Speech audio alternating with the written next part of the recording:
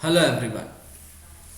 तो आज का हमारा जो आज का हमारा जो लेक्चर है वो है द खिलाफत and the non cooperation movement 1919-1922।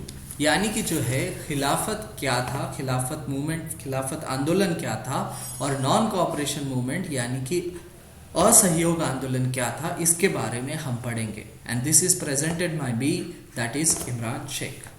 So let's begin.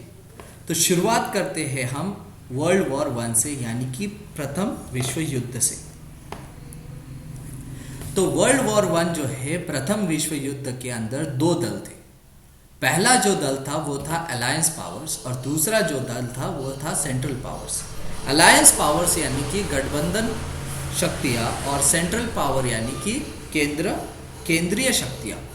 अब अलायंस पावर्स के अंदर जो है France, British Empire, Austria, Russia, Italy, US और सर्बिया थे।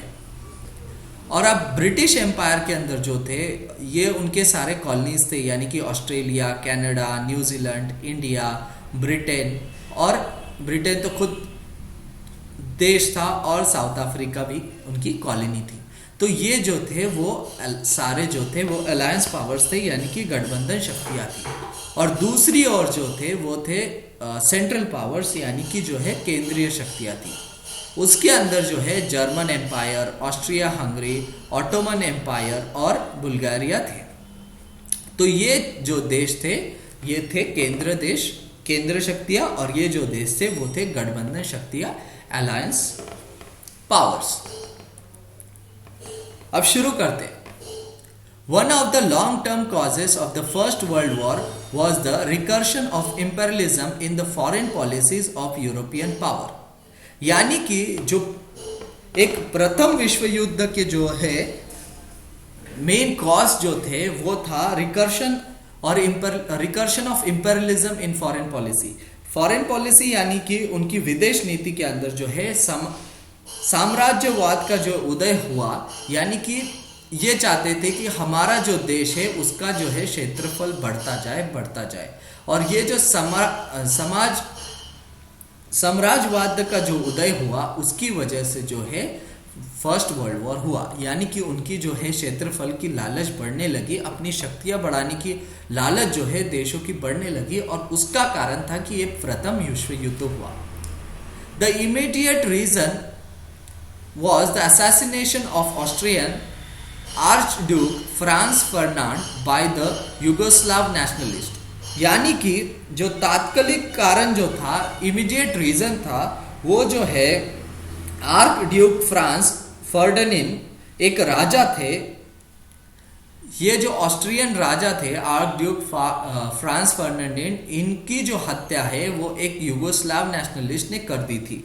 और इसकी वजह से क्या हुआ कि जो ऑस्ट्रिया है और ऑस्ट्रिया हंगरी है और सर्बिया जो है ये युद्ध में आमने सामने आ गए। और इसकी वजह से जो है बाकी जो मेजर पावर्स है इनके सपोर्ट में आ गए और वो भी युद्ध में कूद पड़े।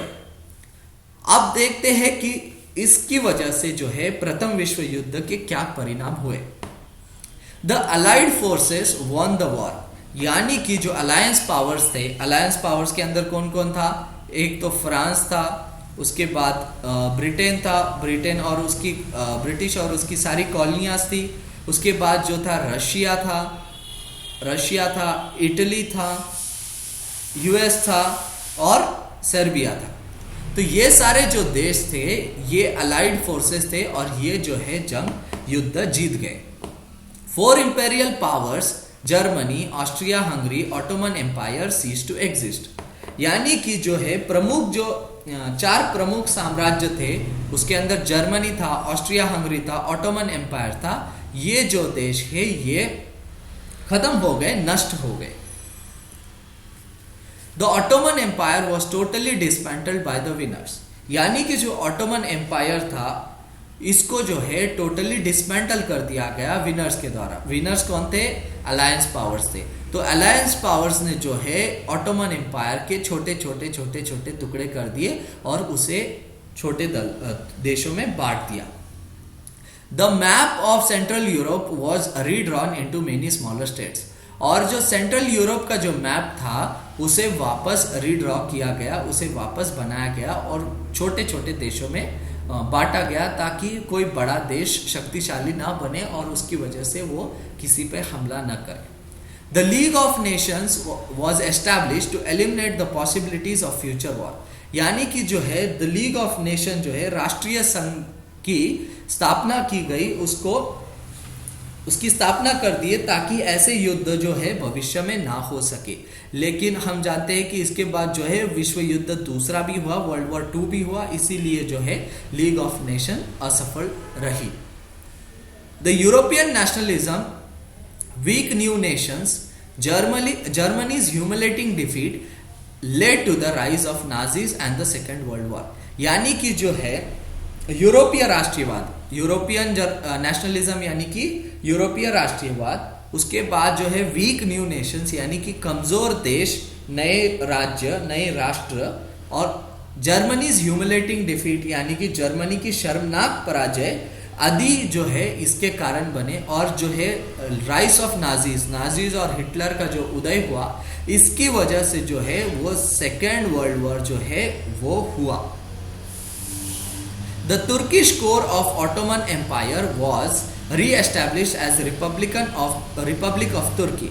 यानी कि जो तुर्की का जो हार्ट था, जैसा कि ये ऑटोमन एम्पायर था और ये जो था वो तुर्की था, तो ये जो हार्ट था इसे जो है ऑटोमन एम्पायर से अलग करते हुए इसे जो है रिपब्लिक ऑफ तुर्की बना दिया गया। यानी कि गणराज्य बना दिया, तुर्की गणराज्य बना दिया गया और बाकी जो बचे हिस्से हैं इसको भी छोटे छोटे देशों में बांट दिया गया। The Ottoman Empire was partition by the treaty of Sevres in 1920। ये जो है ट्रीटी ऑफ सेवरे, इसे आपको याद रखना है। 1920 के अंदर ये जो है साइन हुई, 1920 के अंदर साइन हुई थी और इसकी वजह से जो है ऑटोमन एम्पायर के टुकड़े कर दिए गए थे। ये एक प्रीलिम्स का क्वेश्चन बन सकता है। It was rejected by Sultan and led to the Turkish War of Independence। अब ये जो ट्रीटी थी, ये ट्रीटी जो है इसको जो है वहाँ के खलीफा जो है, जो सुल्तान है, उन्होंने जो है रिजेक्ट कर दिया कि ये ट्रीटी मुझे एक्सेप्ट नहीं है।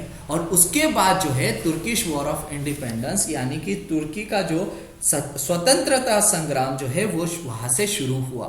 इन 1922 Mustafa Kemal Pasha abolished the sultan's caliphate. यानी कि 1922 के अंदर जो है मुस्तफा कमाल पाशा जो है इनका उदय हुआ और इन्होंने जो है वहाँ के सुल्तान को परास्त करते हुए सत्ता अपने हाथ में ले ली और तुर्की को एक नई मॉडर्न तुर्की की दिशा में बढ़ाया और इन्हें जो है फादर ऑफ मॉडर्न तुर्की भी कहा जाता है। तो ये तो था प्रथम विश्व युद्ध। Thank you.